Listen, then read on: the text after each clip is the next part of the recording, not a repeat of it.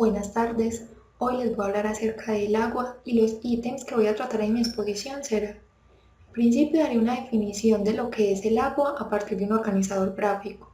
Voy a dar la importancia que ésta tiene y dando un enfoque del agua en la agricultura, los usos que se le da y la crisis que se presenta en dicha área.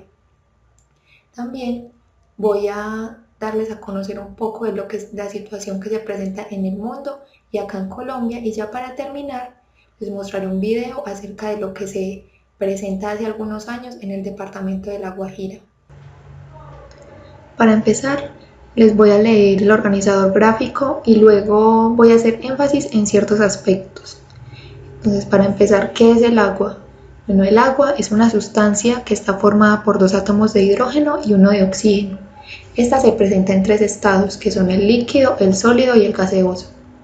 Las características principales: bueno, el agua es moderadora del clima, es un solvente universal y además tiene alta solubilidad. Esta interviene en funciones biológicas tales como germinación, circulación, fecundación, fotosíntesis y excreción.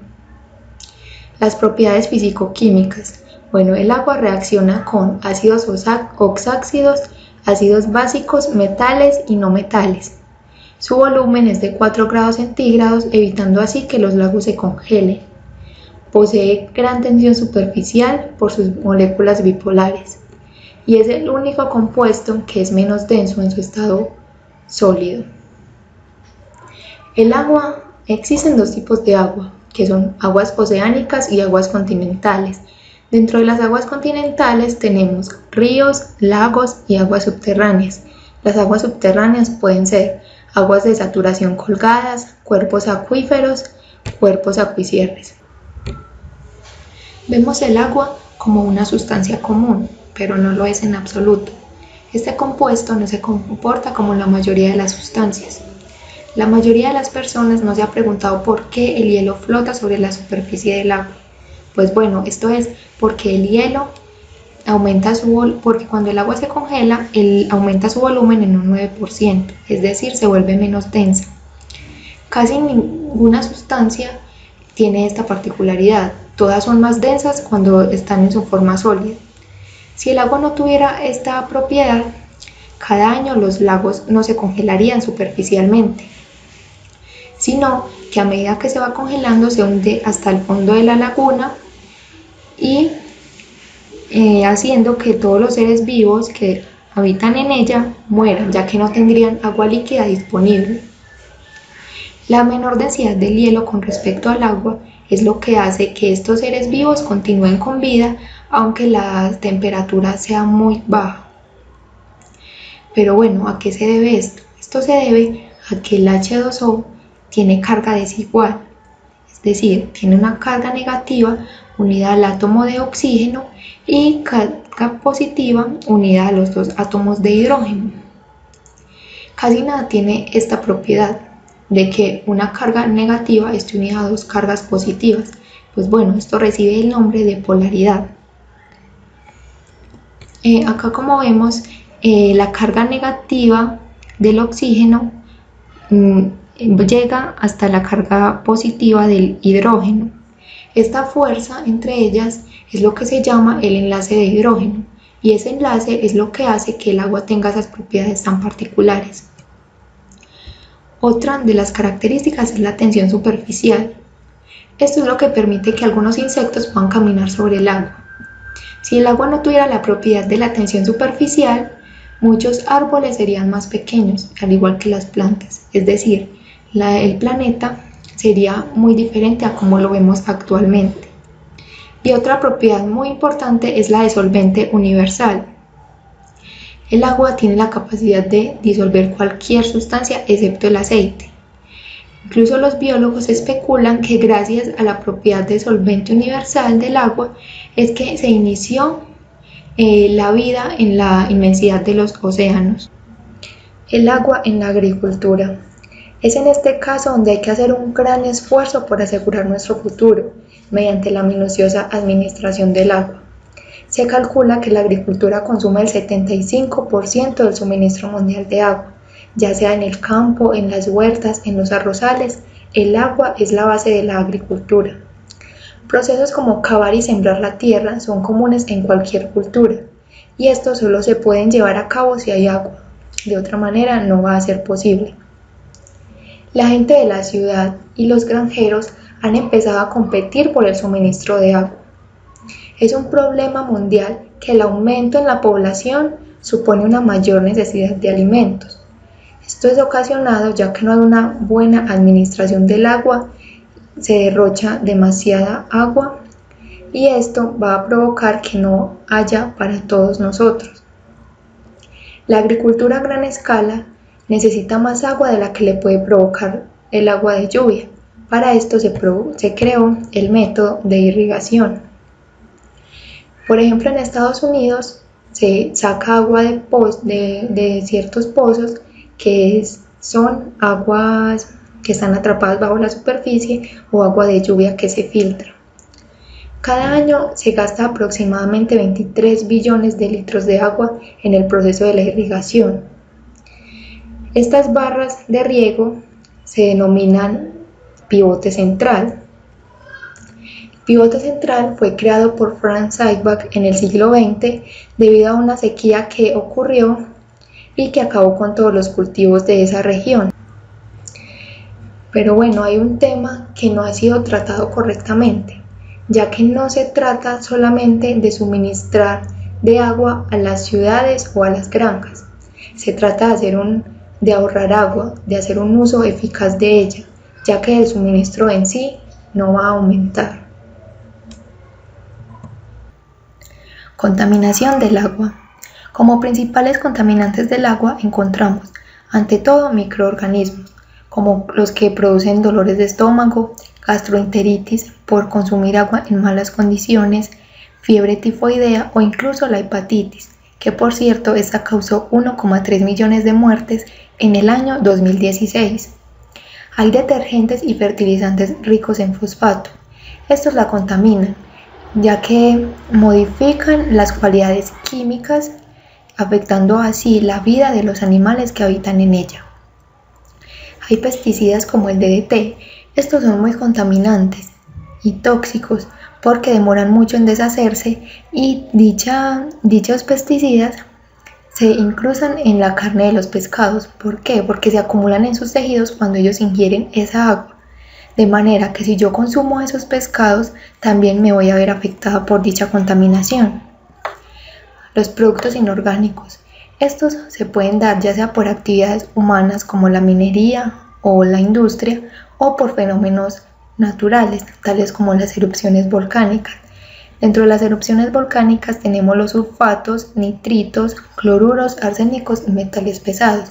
Todos estos se acumulan en el agua. De manera que si yo consumo esa agua, entonces todos estos compuestos van a entrar en mi metabolismo y también me voy a ver afectada. Y por último, algo de los más contaminantes es el petróleo y sus derivados. Los alquitranes, el aceite y combustibles ilegales son una de las cosas que actualmente más contaminan el agua.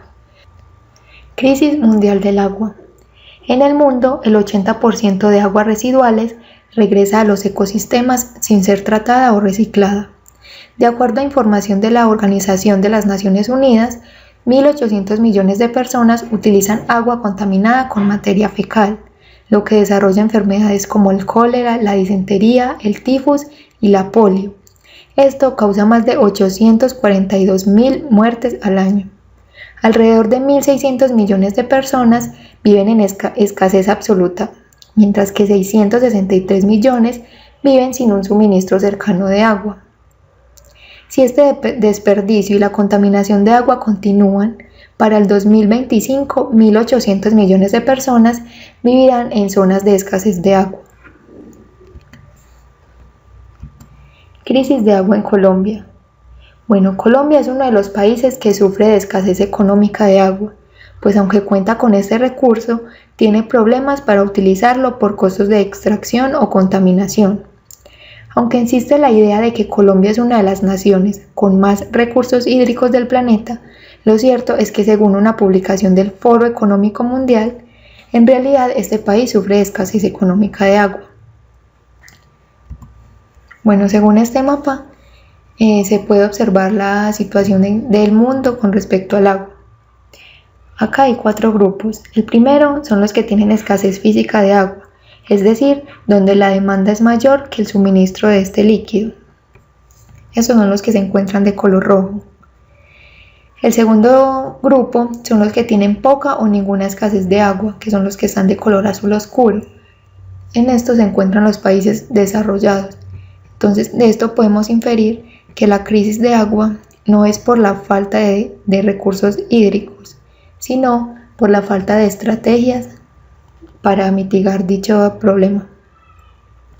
Y en el tercer grupo se encuentran los que tienen escasez económica de agua. Dentro de esto se encuentra Colombia. Estos países, aunque tienen disponibilidad de agua, por alguna razón económica no les es posible utilizar plenamente las fuentes de agua. Además, no tienen suficiente infraestructura para potabilizarla. En América Latina, el problema es que menos del 20% de la población tiene acceso a sistemas de saneamiento adecuado, mientras que en Colombia, de acuerdo con el estudio del IDEAM, la distribución del agua es desigual, donde se encuentra el 80% de la población, solo el 21% de la oferta total de agua está allí, es decir, donde hay más agua, vive menos gente y viceversa. En Colombia, 900.000 toneladas de materia orgánica no biodegradables se arrojan en sus aguas. Lo mismo sucede con más de 200 toneladas de mercurio. Estas se vierten al suelo y al agua de los ríos. Todos estos problemas han causado daños irreparables a más de 80 ríos de nuestro país.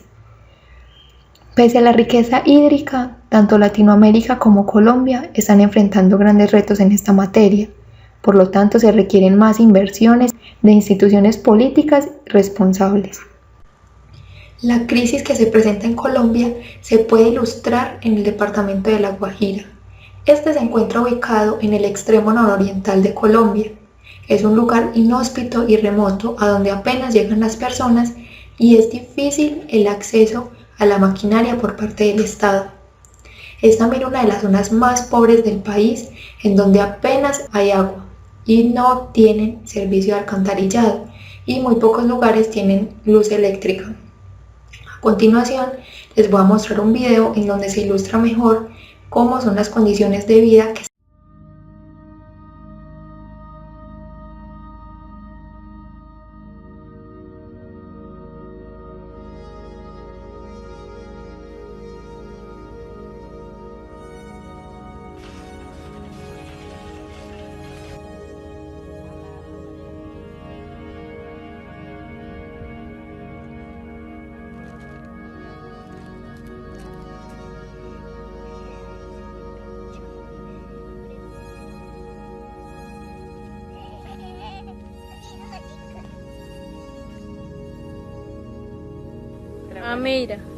Acá tengo 4 de mis 7 hijos, Ameida, Yoneira, Roberto y Jairo.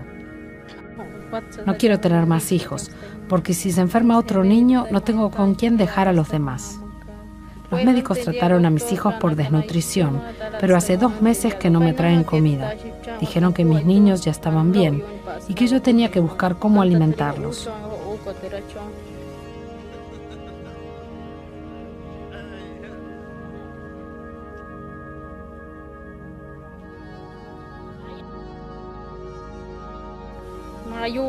Los menores aún se enferman mucho. Nadie me ayuda, me toca a mí sola. No tengo para comprar alimentos, no tengo trabajo. Mi marido es alcohólico y gasta lo que gana en ron.